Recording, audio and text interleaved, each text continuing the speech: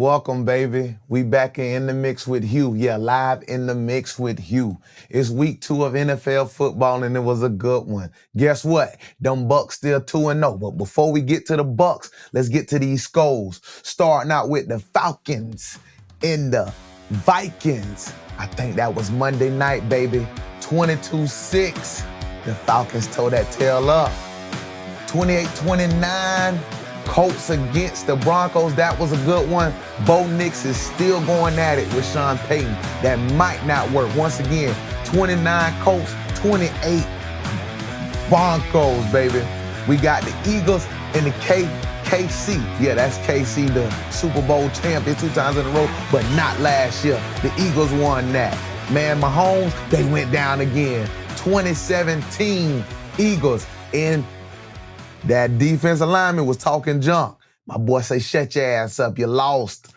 LA Rams with the Titans. 33 LA, 19 Titans. Ken Warren, boy, that's 0-2 already. Then we got who's in our division, the Panthers against the Cardinals. Panthers 0-2. 27 Cardinals, 22 Panthers. Then we got the Steelers and the Seahawks, Seattle Seahawks. Guess what? They went down. And I'm talking about the Steelers, baby. 31-17. That defense was supposed to be top notch. They looking bottom notch, baby. Then we got the Buffalo Bills against the Jets. 30 Bills, 10 Jets. We got the Patriots, baby. 33-27. And they played the Miami. They won that one. 33-27. I don't know what's going on over there with Tyreek Hill. We got San Fran, 49er against the Saints. That's in our division, baby. Guess what? 26 San Fran, 21 Saints. They got to get it together. Lions facing their old coach. Guess what? Lions and Bears. Lions 52, Bears 21. They asked the coach, hey, man, how you feel about Dan Campbell running it up? My man say, I can't blame him.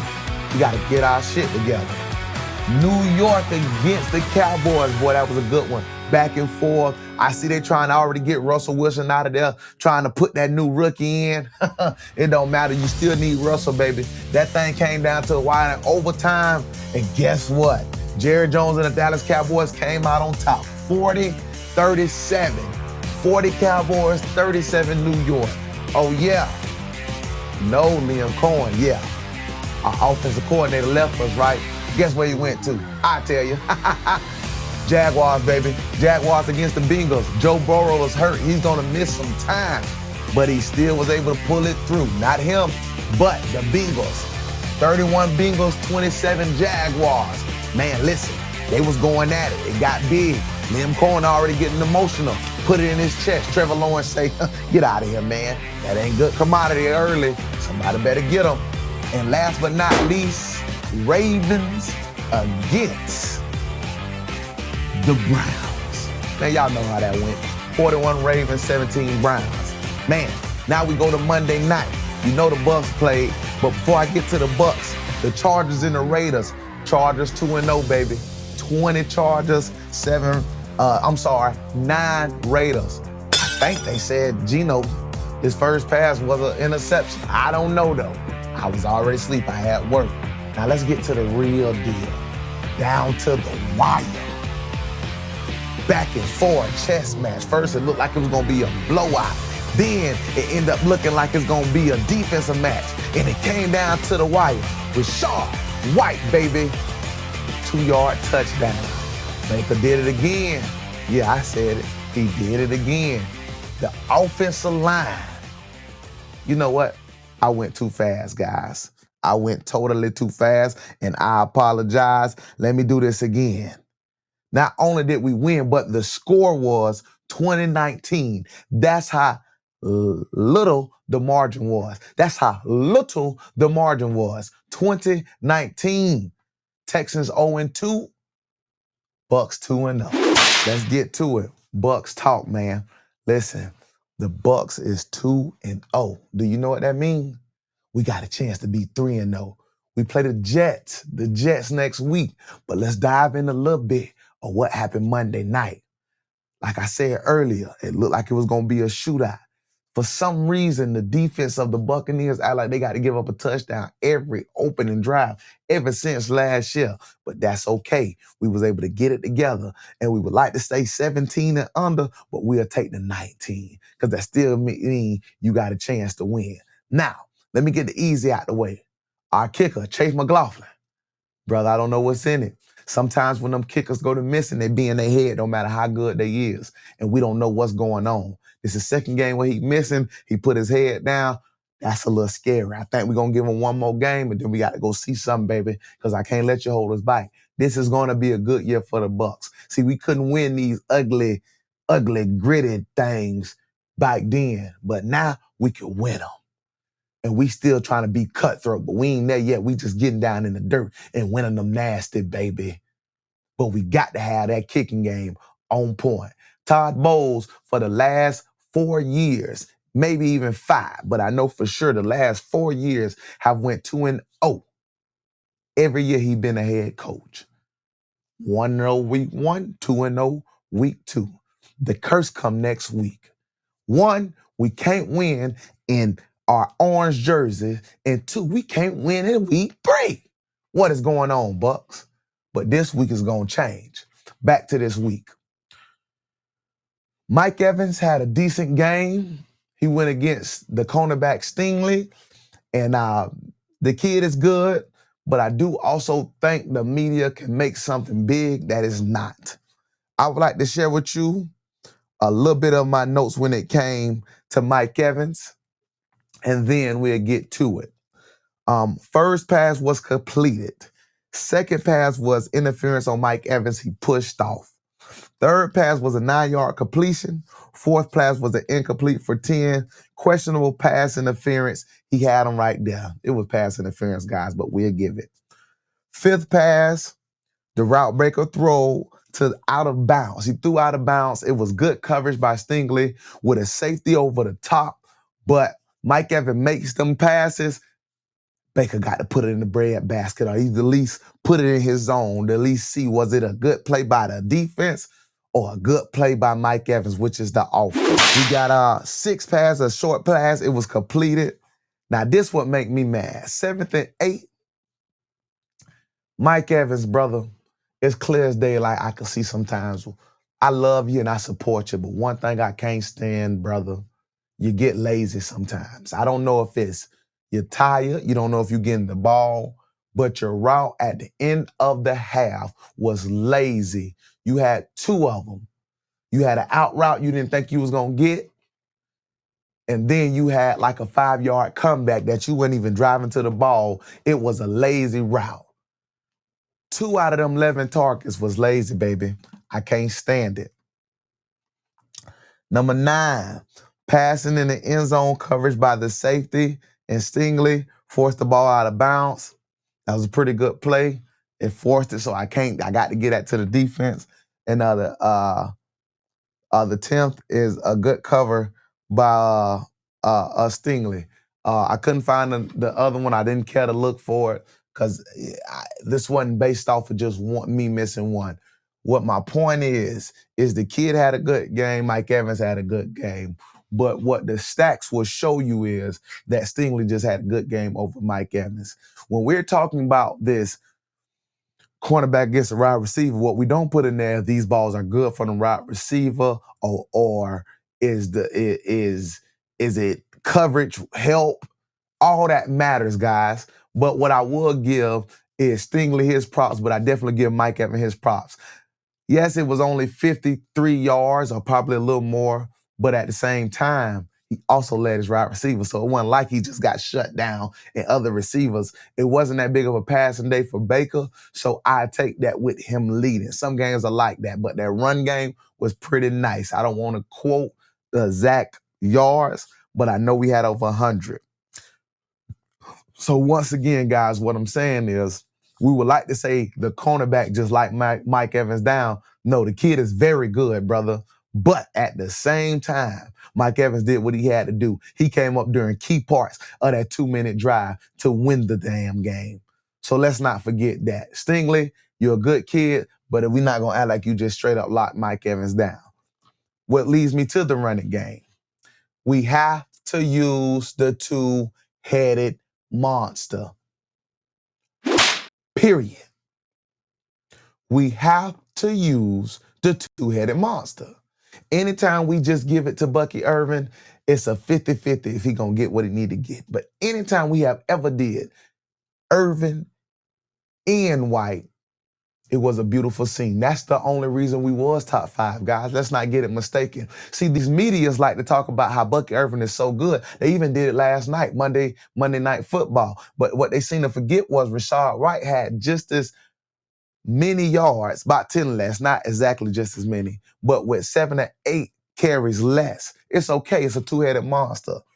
But we have to have it to order to be that top 5 rushing offense again. It just wasn't him. He had 1,200 yards. If you just put that 1,200 yards against everybody else, you drop more than just being number 5 on the rushing list for all offense in the league. I can promise you that. It also leads me to this. I'm not really a Bucky Irvin fan. I thought he was an explosive guy. I think they cheated Rashad White out of his job, but that's my opinion. I back it up with some facts with the film, but you can look at it another way. But to me, they wanted Bucky in there anyway. Why? Maybe because Rashad White last year today. Maybe because that's Baker Boy. I'm talking about Irvin, of course. Either whatever reason, I don't think he legitimately lost it. He's explosive. Explosive don't mean you as an every down back. Every down back is 1, 2, 3, or even that 4th down. But that's not Bucky Irvin. Explosive all day. I'm going to tell you one other thing he can't do that good. Even when he's in position, pass block. Even when he's in position, I have seen over and over and over again. He could be in position and they just knock his little ass right into the quarterback. That makes Baker scrambles. That even happened in the playoff last year, guys. That's big. Rashad White, and everybody know this, will stand up in the paint and make it where you can stand strong and view who you got to hit. But Bucky Irvin, even if he is in places so small that you can knock him in the quarterback, we have to play personnel. That also leads me into when we was in the end zone, in their end zone. We stopped them on 4th down. We had to go in I formation, which Rashad White was better in. You got to learn how to use personnel in the right time places. Bucky Irvin should not be in the end zone trying to get them hard yards. We need somebody big like number 44 or White. But we can't always just think because now that we leaning on Bucky Irvin, he could do everything. That is not his role, and we will learn that. He's a $190. That is not your average, with being 5'9". That is not your average running back. He's explosive. Explosive doesn't mean that you are every down back. And I promise we will learn that lesson if we don't do the two-headed monster. I'll leave that at that. Let's go to Baker Mayfield. Another decent day. He went up to about I think if I go to his PFF grade, his PFF grade, I want to be right. Let's go to the quarterbacks. His PFF grade will be a 67. So we looking good. We looking better. He was a 57 last week. 67, a little bit better, but he's still putting that ball in harm's way. Earlier in the game, he gave the safety, all the safety had to do is catch the ball, but he missed it. 3rd and 3, he's trying to scramble and fumbled on his own. Rashad White fall on the ball. If Rashad White don't fall on the ball, we don't know if that critical fumble goes to the other team. Them are critical times. He has to get better. He's a risk taker. It ain't always like that. Now that comes down to the offensive coordinator knowing who you're dealing with. We got to know when to put Baker in these situations. Goes back to personnel. If we have been running the ball all game long, why is it 3rd and 3? You are in gun. Then you motion your running back out. That's letting these top DMs know that it's an automatic pass. That's not smart when it's a chess game going and every drive count. Every play count. We already running the ball. Why would we get on 33 in gun, send Rashard White out, and give? Did I mention that we had an O-line that's dismantled? Luke Gedeke ankle messed up. I think he's going to be out some week. Tristan Wirfs not back. That means we got Charlie Heck in and Michael Jordan in at guard. And Bredesen is playing tackle for Tristan. Man, people, all type of people out of place. You got to be smart, coach. Personnel, baby. Let's get it together. Personnel, baby. Let's get it together. I say that again. Now, going to the offensive line, they did what they had to do to win the game. Obviously, we gave up 3 sacks. We also took 3 sacks. I'm not mad. Hopefully Luke Gedeke get back. I'm thinking Tristan gonna get back, but I go ahead and put that out here now. I think we should put Tristan back at his other spot, his natural spot, which is right tackle, where Luke Gedeke will be, and keep Bredesen right where we at, and keep the line where it's at, because they've been doing pretty good. But Luke Gedeke did get hurt. Bredesen didn't have that good of a game, but he had enough game. Them some studs over there, man, at the Texans. Them some studs. So we held up and did what we had to do. But when it came to our studs on the defensive line, oh my God. Tell you something, man. I don't know. Can't see. Breaking news. Can't see. Can't see. Ah, can't see. Ugh. He's hurt. Pec injury that's going to take him out. It requires surgery. He would no longer be with us in the 2025 season. But it seemed like as soon as he got out, a guy named Gaines, he came in and got him a sack. So I'm worried. I'm not going to even lie like that. But we do got some depth because he did the same thing last year and happened to be in week 2. Let's see, can he keep it up? But Elijah Cansey would not be with us for the rest of 2025. Vita always do what Vita do. Number 5, Hassan Reddick. I think, Todd Bowles, you got to stop running this putting number 5 in coverage mess. I don't even think he's been able to get in his groove, but he wasn't too much that effective in the pass game, pass defense of getting to the quarterback. And also, Yaya Diaby wasn't either. But we're going to give him time to mesh, and I'm not going to judge him just yet, but that they was not like the other side of the Texan defense and swarm into that ball. They wasn't. But our run defense was amazing. We let one pop out at the end, but I really think that popped out because of the simple fact that we needed the minutes. Clock management, Todd Bowles did good. That hire he did of the former referee to advise him what to do during critical times is very working. We got down the field. God dog, Emeka Buka. He's doing good, y'all, but he missed a big one during the 2 minutes. Luckily, Baker got out of there. Baker got out of there on 4th and 10. Guess what happened? I wait. I'll tell you. Bucky Irvin, they rushed, but Bucky Irvin got smashed damn near to Baker, and Baker was already ready to take off anyway, and he scrambled for the 10 yards.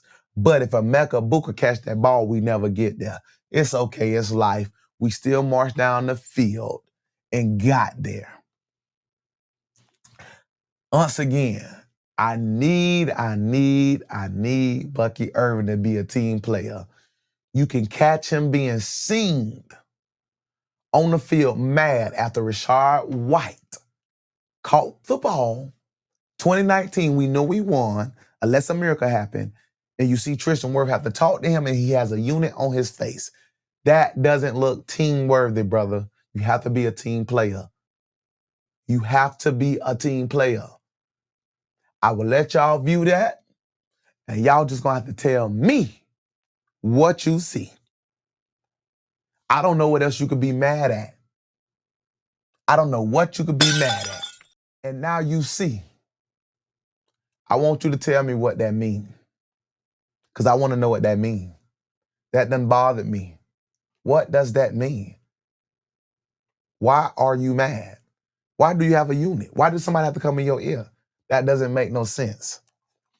Overall, guys, the Bucs won them another nitty-gritty game, and I'm proud of them. We got week 3, which is scary because we've been 0-3 against the 0-2 Jets with the backup Tyrod Taylor because quarterback number 1 is in protocol. That's Justin Fields. I'm a little scared we don't do good against backups, and Tyrod Taylor know how to slang it. And if I'm not mistaken, he slang it on the Bucs as well. But we gonna see, we gonna break them curse. Like I said, we never have won in them orange jerseys, but not this year. I think we got it. But we play the Jets at 1 o'clock home, first home game, and hopefully we will be looking right. But before I get out of here, I want to make sure I hit everybody with all my topics. Baker got to play better. We got over that. We must use a two-headed monster. I like that. Bucky Irvin can't be selfish. I like that. Mike Evans had a decent game, but it got to be better. I like that. Play calling was good, but could get better. We got to get that personnel together. I like that. And we need the kicker, Chase McGoughlin. I hope I'm saying your name right.